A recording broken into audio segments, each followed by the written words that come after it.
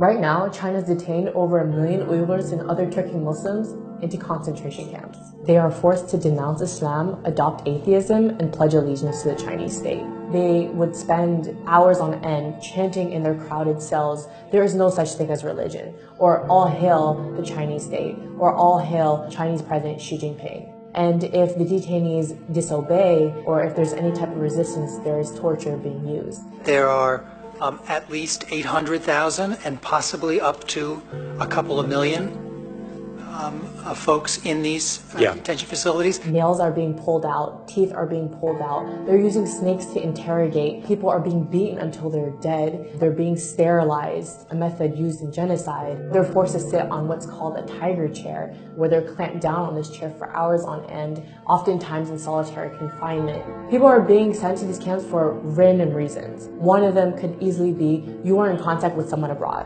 You have a family member abroad. You engage in religion. So if you pray, if you mention the word God in your speech, if you fast, any type of indication that you are practicing religion, that is enough for you to be sent to the camps. And thousands of people have actually been transferred from these camps to prisons. One of my relatives in early 2017 got put inside one of these camps. Last November, he came out dead. One of my relatives got sent to a camp because he went to the United States to attend my cousin's wedding in 2014. Last August, he got sentenced to 15 years of prison. Many of my relatives, we don't know if they're alive or dead.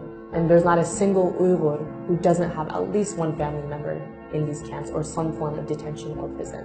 The worst part is when someone dies, their bodies are not taken to their families, but rather their bodies are cremated. And that's another way for China to hide the evidence of bodies coming out of these camps. And it doesn't give us a clear idea of how many people are dying. All of this stuff is happening in secret. The children of these detainees have been sent to state-run orphanages and boarding schools where they are taught to hate their own religion, identity, and are forced to speak Chinese, are subject to abuse and torture. The parents don't know where their kids are. Most towns and villages in East Turkestan are almost empty. Around 70 to 80% of the civilians are all gone. You walk through the street and it's eerily silent because most people are in some form of detention or prison. Schools and factories are now being transformed into these concentration camps. The entire nation of East Turkestan has essentially become a dungeon for its people because China monitors their every action, even in the homes. So there are millions of Han government cadres who are living in Uyghur homes to make sure they're not engaging in religion and to assess their political views. Practicing Islam is completely banned.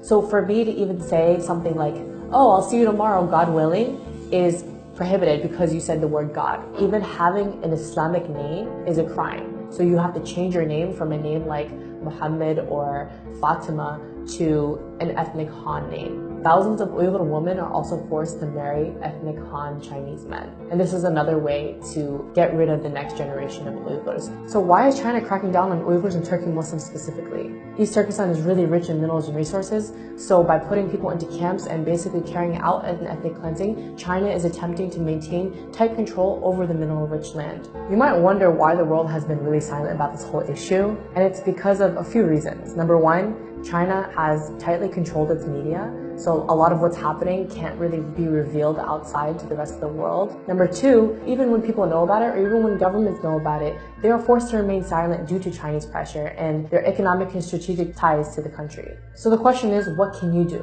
What we need you to do is raise awareness, because right now, most of the world has no idea that this is happening. Pressure your government leaders to acknowledge China's occupation of East Turkestan and its systematic campaign to wipe out the Uyghurs and other people of East Turkestan. Support your local Uyghur communities. They're in dire need of international support. Come out to their protests. Organize protests in front of Chinese embassies and bodies that can actually take action to challenge China's ethnic cleansing of the Uyghurs.